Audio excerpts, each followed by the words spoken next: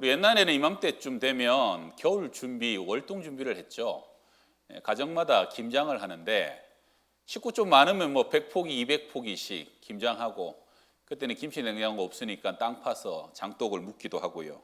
창문에는 참 그때는 추웠어요. 겨울이 길고 문풍지 바르고, 우풍이 센 집은 비닐 가져다가 창문 전체를 씌워버리기도 하고, 광에는 장작이며 연탄이며 가득 채우면 부자가 된 것처럼 그냥 마음이 든든했고, 제가 초등학교 때는 겨울 되면 교실마다 큰 무쇠 난로 이만큼한 걸 넣어요. 그러면 연통을 또 길게 굽이 연결하면 철사를 또 연통을 전부 다 고정을 하고, 그럼 아이들은 그 철사 위에 성탄 반짝이 같은 거 올려놓고 참 이쁘다고 저 쳐다보기도 하고, 아침마다 당번 2명이 소수 아저씨한테 가가지고, 제가 다니는 학교는 조개탄이랑 장작을 양동이에 받아와요. 그럼 그걸로 담임 선생님이 그 무쇠난로에 불을 피우는 거죠. 신문지에 불을 피우고 나무에다 불을 붙이고 하는데, 이게 잘 안 붙으니까 온 교실에 연기가 막 가득 차면 따뜻하려고 태웠다가 그냥 문 열어라 그래서 찬바람이 쉥쉥 불고, 그렇게 해가지고 그 다음에 난로에 불이 붙으면 창문 닫고, 그리고 점심때쯤 되면 아이들이 양은 냄비를 올리죠. 양은 도시락. 그러면 점심때쯤에 어떤 날은 막 밥 타는 냄새가 그렇게 나기도 하고. 월동 준비 다 하셨습니까? 요즘은 월동 준비가 크게 없지만, 오늘 말씀의 제목은 겨울이 오기 전에, 우리가 인생의 겨울이 오기 전에 반드시 갖추어야 될 월동 준비. 제가 이 말씀은 2018년부터 2022년까지 5번 요맘때만 되면 항상 이 말씀을 전했는데요. 3년 만에 다시 우리의 인생의 겨울을 점검해 보자 하는 말씀으로, 하나님 주시는 말씀으로 받을 수 있으면 감사하겠습니다. 폴 투르니에는 말하기를, 자연의 계절은 계속 순환하지만 인생의 사계절은 한 번 겨울이 오면 거기서 끝이다. 디모데후서는 사도 바울의 마지막 유언과 같은 서신입니다. 사도 바울은 다메섹에서 예수님 만나고 부름받아서 30년 넘는 세월 동안을 온 유라시아를 다니면서 수많은 교회를 세웠고, 신약 성경을 13권을 기록했죠. 그리고 오늘 디모데후서는 바울의 마지막 서신으로 AD 한 67년경쯤에 바울의 나이 62세쯤 됐을 때 그가 로마 감옥에서 쓴 편지입니다. 당시 로마 황제인 네로는 미치광이었어요. 그래가지고 자기가 시를 쓴다고 로마에 엄청난 화제를 일으킵니다. 그 풀을 보면서 본인은 시를 쓴다고. 그러니까 사람들이 화가 나갖고 그 원망을 황제에게 떠넘기니까 희생양을 찾은 거예요. 그래서 예수 믿는 것들이 불을 질렀다. 내가 보니까 막 밤에 모여갖고 막 살을 먹니 피를 마시느니 그것들이, 그 중에 주동자가 바울이다라고 몰아간 거예요. 그래서 바울이 체포당하고 오스티아 감옥에서 인생의 마지막을 보내면서 거기서 순교하기 전에 쓴 편지입니다. 그 오스티아 감옥의 사진을 제가 작년에 제가 좀 다녀왔잖아요. 사진을 좀 볼까요? 제가 찍은 건데, 저게 이제 바울의 마지막 순교 터에 세워진 건물인데, 그 다음에 보면 저게 이제 참수대예요. 도끼로, 그 다음에 보게 되면 이제 도끼로 저런 식으로 바울의 목이 잘려 나갔는데, 수많은 사람들을 예수 믿는다고 하니까 저 돌기둥이 다 깎인 거예요. 그리고 그 뒤에 저런 성화가 그려져 있는데, 자세히 보면 그 밑에 보면, 다음 글이 저 바울이 이렇게 목이 잘려서 있는데, 저 눈이 그 다음에 하늘을 바라보는데, 저 하늘에는 하나님의 영광이 있는 저 성화가 그대로 바울의 순교 현장에 그려져 있고요. 그 다음에 저기서 나와서 저 길을 따라서 한 100m 정도 가게 되면, 그 다음에 저렇게 계단이 있는데, 저기 올라가면 지하로 연결된 좀 깊숙한 곳에 바울이 마지막으로 머물렀던 오스티아 감옥, 오늘 디모데후서를 쓴 감옥이 있어요. 지금도 수녀들이 저렇게 예배를 드리고 미사를 드리는데, 저 창 있죠. 저 창을 안에를 보게 되면 딱 저렇게 창 안에 마지막 그림, 저렇게 생긴 감옥에서 바울이 오늘 디모데후서를 썼다는 것이죠. 이때 디모데는 에베소 교회에서 목회하고 있었고, 2000년 전에 그때는요, 지중해 바다가 11월부터 3월까지는 너무 풍랑이 세고 험해서, 지금도 그렇지만 그때의 그 목선으로는 그 바다를 지나갈 수가 없었기 때문에 사실상 항해 금지 기간입니다. 그래서 바울이 얘기하는 거예요. 디모데야, 내 사랑하는 영적 아들 디모데야, 겨울이 오면 저 지중해 바다를 건너올 수가 없으니까 겨울이 오기 전에 속히 너가 나에게 와서 마지막으로 내가 너 얼굴 한번 보게 하고 내가 너 손 한번 만져보게 하고 그리고 내가 인생의 겨울 앞에 꼭 마지막 해야 될 세 가지가 있는데 그것을 위해서 디모데에게 오늘 세 가지를 당부하고 있는 거죠. 자, 첫 번째 한번 따라합시다. 마가를 데리고 오라. 여러분, 인생의 겨울 앞에서 우리가 가장 첫 번째로 해야 할 일은 용서와 화해입니다. 고린도서 13장을 제가 지난 2주간 새벽 예배와 수요 예배 때 계속 강의를 하면서 나눴는데 우리 교회에서 그 말씀 한 두어 번 나눴죠. 근데 이번에 나누다 보니까 사랑은 악한 것을 생각하지 않습니다. 이게 이제 15가지 중에 9번째 속성인데 그 말씀이 저한테 특별히 더 많이 와닿았어요. 사랑은 뭐라고요?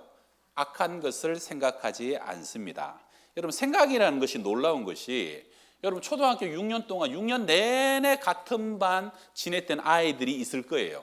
근데 걔를 생각하니까 같이 지낸 추억도 기억도 없으면 사실은 그 아이는 내 마음에 내 영혼에 없는 거예요. 근데 딱 1년만 같은 반을 했는데도 그 아이와 추억과 기억과 그 아이에 대한 생각이 내 안에 자꾸 떠오르면 사실은 내 영혼과 내 안에 그 아이가 떡하니 자리 잡고 있는 거예요. 그러니까 여러분, 객관적으로 오랜 시간을 많이 보냈다는 것이 중요한 것이 아니라 짧은 시간이라도 그 사람과의 추억과 기억이 어떤 생각으로 자리 잡고 있느냐가 더 중요한 건데 악한 것을 생각지 않는다는 것은 뭐냐면 과거에 섭섭하고 아팠던 상처들, 부정적인 것들 그러한 것을 계속 반복해서 생각하고 곱씹지 않는다는 것을 얘기하는 거죠. 그래서 여러분, 사랑하면 그 사람의 과거에 대해서 건망증 환자가 되어버린다는 겁니다. 이상하게 요즘 그 사람에 대해서 자꾸 섭섭하고 불편했고 상처받았던 과거 일이 자꾸 생각난다면 사실은 그 사람을 향한 사랑이 어느 순간 식어져 버렸다는 것을 깨달으셔야 하는 거죠. 이번에 제 아들이 임관하고 난 이후에 한 1년 반, 2년 만에 좀 긴 휴가를 받아서 나왔어요. 그래서 아들 고생했다고 엄마가 아침에 또 나오는 날 밥을 열심히 짓더라고요. 우리 애가 엄마가 무친 나물을 좋아해요. 그날 아침에 시금치랑 콩나물을 이렇게 무쳐놨는데 제가 이제 출근하려고 보니까 저는 밥을 먹고 난 뒤에 출근하려고 상을 보니까 그 시금치 나물을 무쳐놨는데 이게 막 광도 나고 나는 것 같고 되게 맛있어 보여요. 그래서 밥을 먹었는데 그냥 지나가다가 그냥 제가 그걸 집어갖고 하나를 먹었더니 젓가락도 안 쓰고 그냥 맨손가락으로 나물을 집어 먹었다고 저보고 뭐라 하는 거예요. 그래서 그냥 또 그것도 제가 잘못했죠. 아들 주려고 지금 열심히 그냥 갖고 다 깨뿌려 놓고 이렇게 해놨는데. 그래서 저는 출근했는데 그 다음에는 우리 아들이 와서 제가 아내한테 들은 얘기예요. 애가 오더니 그날따라 갑자기 애가 상 앞으로 가더니 시금치네 하고 똑같이 집어갖고 막 입에 넣더라는 거예요. 근데 우리 집 사람이 그걸 딱 보는 순간 울컥하고 눈물이 핑 돌더래요. 애가 얼마나 먹고 싶었으면 저걸 저렇게 맨손으로 집어 먹냐.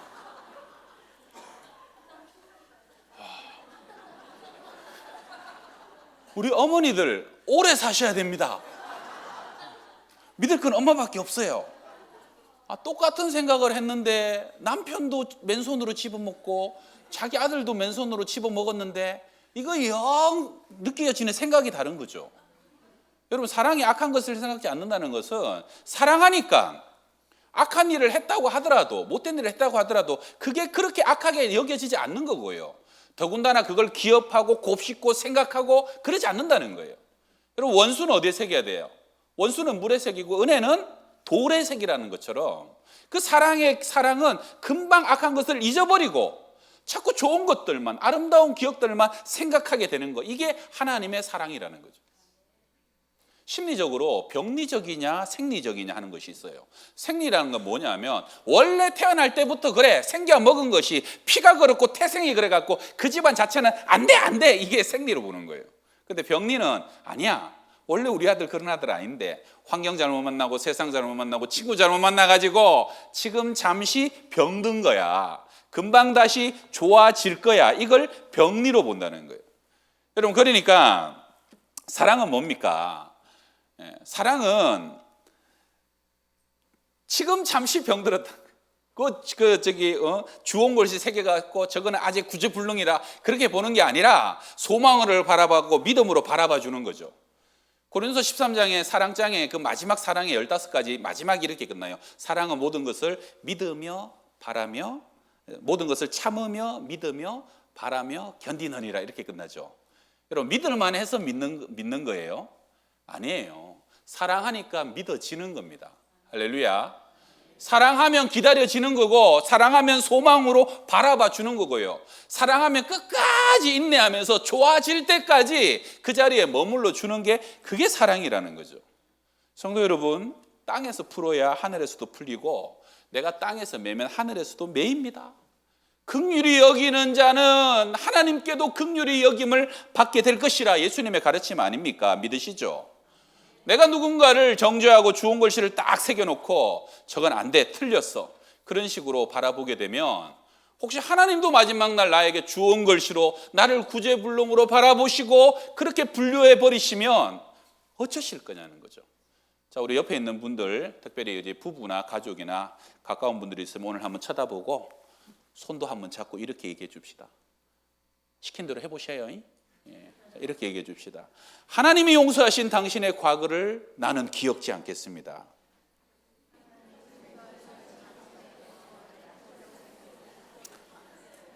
뭐라고요? 하나님이 용서하신 당신의 과거를 기억지 않겠습니다. 할렐루야. 그렇게 할 수 있길 바랍니다. 하나님이 용서했다는데 나는 계속 기억하고 곱씹고 막 옛날에 30년 전에 20년 전에 그때 말이야. 그러지 말라는 거예요. 자, 오늘 11절에 네가 올 때에 마가를 데리고 오라. 그가 나의 일에 유익하리라. 바울의 마지막 당부입니다. 마가는요, 오순절 마가 다락방 집의 아들이죠. 다락방에 120명이 들어갈 정도니까 얼마나 큰 집이고 부자였겠습니까? 디모데가 삼촌이에요. 생질이에요. 마가가. 그러다 보니까 바울과 바나바가 1차 전도여행 떠날 때 마가도 데려가자 그래서 마가가 특별히 선택받았죠. 그래서 마가도 영적인 열정으로 좋은 집에서 믿음으로 양육받아서 함께 떠나는데 가보니까 이게 구부로 지나고 갈라디아 지방 갔더니 이 전도여행이 만만치 않아요. 가는 곳마다 핍박이죠. 산은 높죠. 길은 험하죠.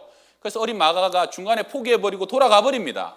성경에는 정확히 왜 돌아갔다는 이유는 없지만 그때 바울이 너무 그것 때문에 못마땅했던 것 같아요. 그렇게 1차 전도여행을 마치고 2차 전도여행을 딱 출발하려는데 바나바는 너그러운 사람이잖아요.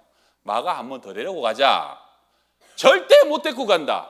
성교가 장난이냐. 그런 녀석 못 데리고 간다. 둘이 엄청 심히 싸워서 피차 갈라져 버립니다. 여러분 바나바는요 바울한테 은인과 같은 사람이에요. 바나바가 다소에 가서 데려왔기 때문에 안디옥 교회 목회하게 됐고 힘들 때마다 바나바가 위로하고 뒤를 봐주고 큰형님 같은 사람이에요. 그런데도 불구하고 마가가 얼마나 못마땅했으면 형님 나랑 갈라집시다 그러고 둘이 갈라져 버린 거 아닙니까? 그리고 성경에는 마가 이야기는 안 나와요. 근데 30년이 지나서 오늘 디모데후서에 바울이 마지막 자기의 서신에 마가를 데려오라. 이제 그가 나의 일에 유익할 것이다 라고 말하고 있다는 거죠. 성도 여러분, 인생의 겨울이 오기 전에 꼭 얽히고 설킨 관계가 있다면 푸실 수 있기를 바랍니다. 언젠가는 주 앞에서 화해해야 될 사람이 있다면 오늘 지금 화해하실 수 있기를 바랍니다. 사랑은 화해의 능력이에요.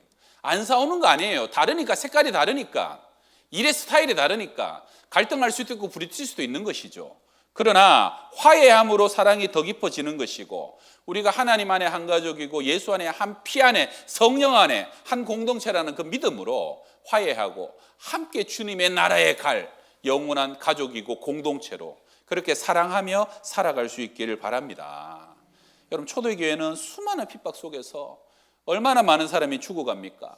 가족이 사자에게서 찢겨서 산채로 뜯어먹히면서 죽어가는 것을 보고 가족이 산채로 장작더미에 산채로 파닥파닥하면서 불에 불태워져 죽는 것을 보면서 그들이 이를 갈면서 그 원수를 향해서 적개심을 가지지 않았겠어요?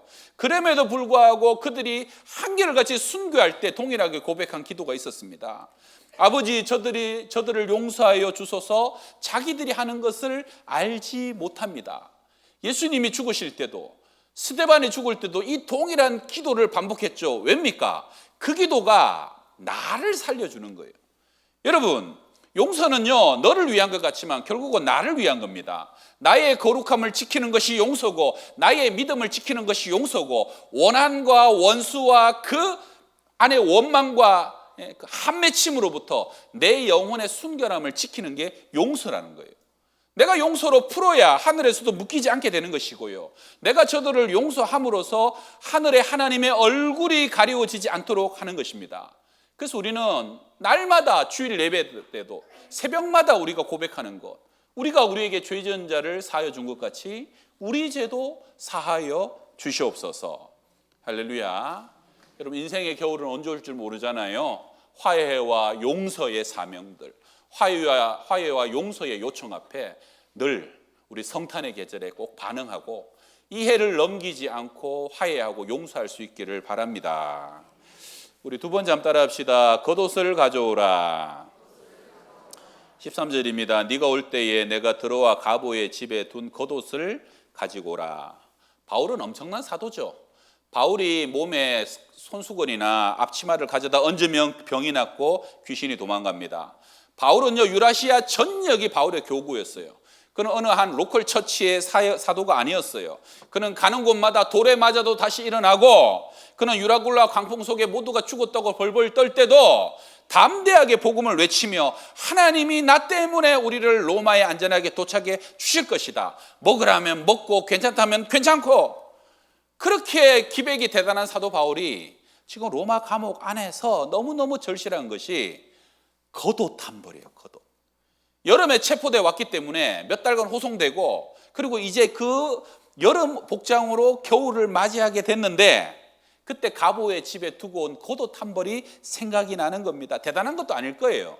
담요나 모포같이 널찍한 것에 머리 들어갈 구멍 하나 뚫어갖고 그걸 그냥 머리에 뒤집어 쓰고 끈으로 짜매는 그러한 겉옷 한 벌. 지금 바울은 로마가우 그 냉골 습한 곳에서 온몸이 쑤시고 몇 번이나 추위 때문에 밤잠을 설쳐야 하는 그 노인이 돼가지고 그 고통 속에서 겉옷 한 벌이 너무너무 절실한 것이죠. 여러분, 바울 같은 대사도도 나이 들고 늙으면 외로우면 어쩔 수 없는 것이죠. 그 겉옷 한 벌 때문에 그 겉옷 한 벌 갖고 왔다고 부탁할 수밖에 없는. 그런데 결국 디모데는 그 겨울 전에 바울에게 가지 못했죠. 봄이 돼갖고 겉옷 가지고 열심히 달려갔는데 이미 바울은 참수당하여서 죽고 난 이후에 바울은 그 겉옷을 붙들고 바울의 감옥 앞에서 디모데는 처절하게 울었다라고 전해집니다. 여러분의 집에는 걸칠 수 있는 겉옷이 몇 개나 되십니까? 다 셀 수가 없죠. 너무 많아가지고. 아마 들어와 가보의 집에도 그 바울의 겉옷이 어디 있었는지 모를 수도 있을 거예요. 별로 신경 쓰지 않았을 수도 있을 거예요. 그러나 바울에게는 그 겉옷은 너무너무 절실했던 것이죠.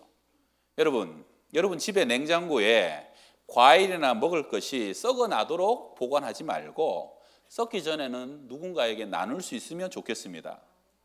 우리 교회 지하식당에 가면 매달 아프리카 어린이 하나에게 4만 원씩 보내는 성도들이 한 50명 정도 이렇게 사진이 있죠.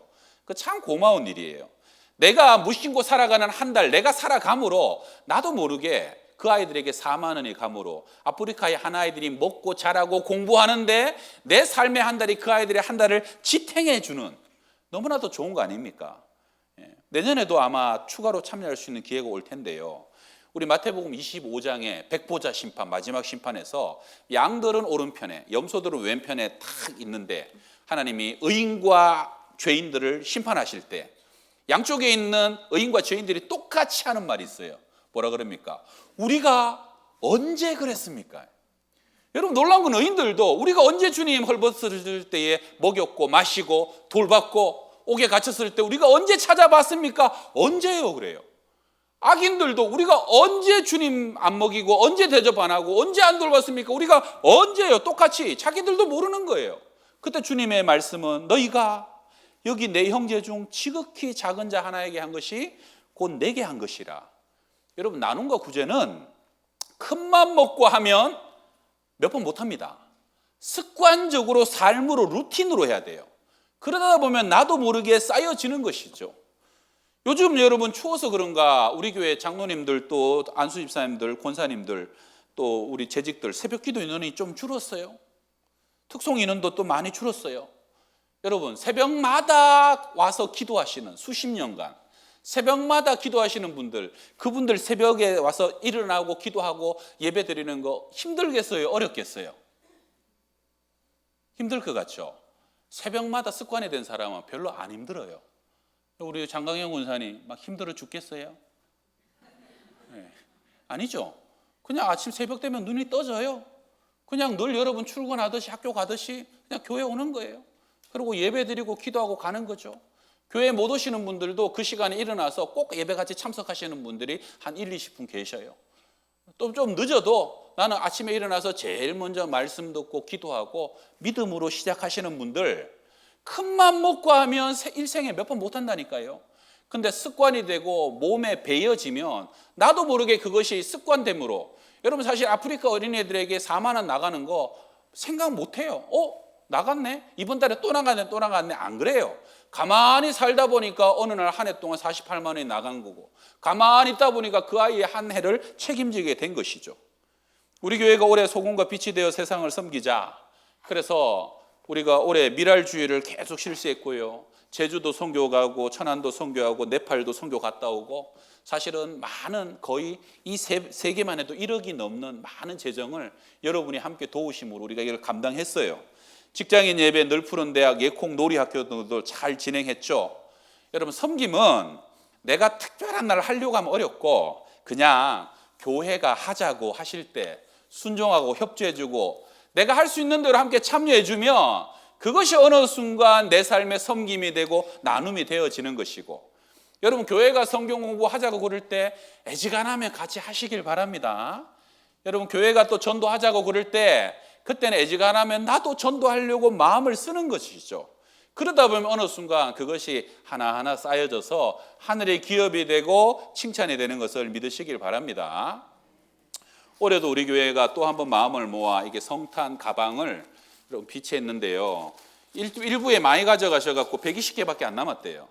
이번에는 25일 날 오후 3시 성탄 당일 날 저기 영등포역 뒤에 중앙공원에서 버스킹을 하는데, 우리 교회, 도림교회, 한영교회, 영등포교회, 광명교회, 좀 여러 교회들이 산업선교회와 함께 버스킹을 하는데, 교회마다 제일 잘하는 한 팀만 나오기로 했어요.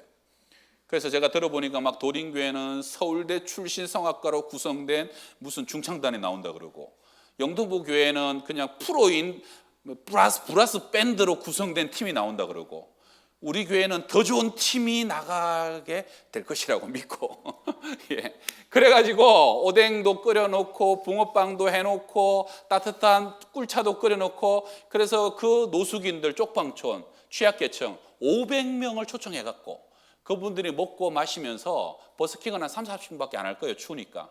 그래서 짧고 굵게, 그러나 성탄의 기쁨과 성탄의 나눔을 가장 낮은 곳에 전하기 위하여 이 선물을 120개 남았는데, 여러분 시장 바구니 할 분은 가져가시면 안 되고요.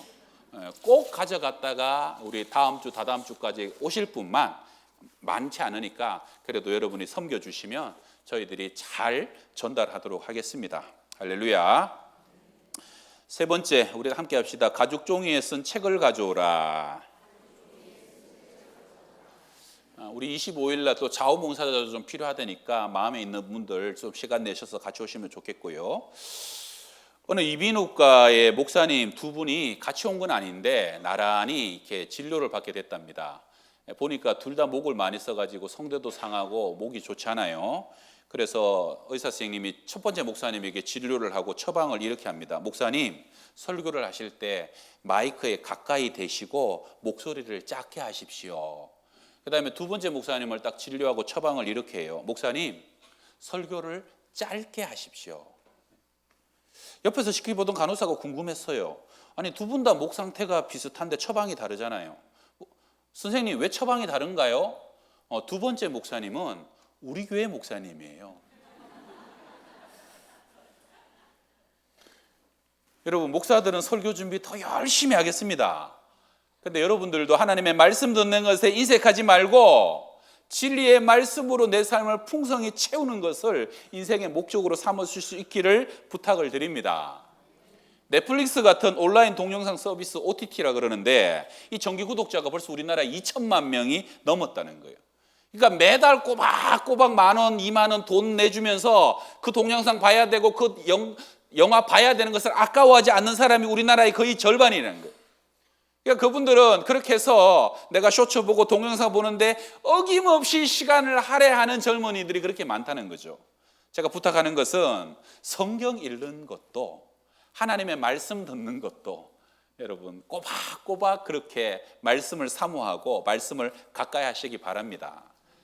바울은 편지를 성경을 13권이나 쓴 사람이에요. 자기 자신이 살아있는 말씀과 같은 사람이지만 그도 늙고 인생의 마지막 겨울 앞에 도달해 보니까 뭐라 그럽니까? 네가 올 때에 디모데야, 내가 들어와 가부의 집에 둔 겉옷을 가지고 오고 또 책은 특별히 가죽 종이에 쓴 것을 가져오라. 가죽 종이에 써놓은 것은 구약 성경 말씀을 얘기하는 겁니다. 두루마리에 보존했기에 평상시에는 들고 다닐 수는 없었지만 인생의 마지막 겨울 앞에 내가 다시 한 번 더 묵상하고 싶고 읽고 싶고 다시 한 번 내 삶을 점검해 보고 싶은 그 말씀을 내게 가져오라라고 부탁하는 것이죠. 우리 2년 전에 성경 500독을 기적처럼 마치고 읽고 난 뒤 한 달도 안 돼서 천국 가신 김여성 장로님 기억하시죠? 우리 장로님이 암말기란 진단을 받고요. 그 다음에 하나님 나 천국 데려가세요 하고 기도했더니 하나님이 성경 500독 읽고 와 그러셨잖아요. 그래갖고 그날부터 김여성 장로님이 성경을 정말로 하루 종일 읽기 시작하는데 여러분 장로님이 그 뒤로 한 4, 5년 더 사셨는데 300독 가까이 4, 5년 동안 읽고 천국 가신 거 아닙니까? 저는요 불가능할 줄 알았어요. 근데 장로님의 고백이 뭐냐면 내가 앉아있기도 힘들고 걸어다니기도 힘든데 성경 읽으려고 보면 앞에 딱 앉으면 하나님이 힘을 주셔서 성경만 보면 하루 종일 성경을 읽도록 하나님이 능력을 주신다는 거예요. 그래서 구순 되신 장로님이 마지막에 500독을 읽던 날 우리가 다 같이 여기서 계시록 22장을 읽고 가족을 축복하고 그래가지고 사진도 찍고 저는 그래도 아유 이제 다 읽었다고 하나님이 금방 데려가실까? 그랬더니 한 달도 안 돼갖고 새벽에 편안하게 데려가심으로 그때 우리가 뭘 느꼈습니까? 하나님이 성경을 읽는 거 말씀을 가까이 할 때는 힘을 주시고 능력을 주시고 말씀을 읽어가는 그 사명을 다 감당할 때까지 하나님이 생명을 주시는 하나님입니다. 할렐루야. 우리 시편 1편 함께 읽읍시다. 복 있는 사람은 시작. 복 있는 사람은 악인들의 꾀를 따르지 아니하며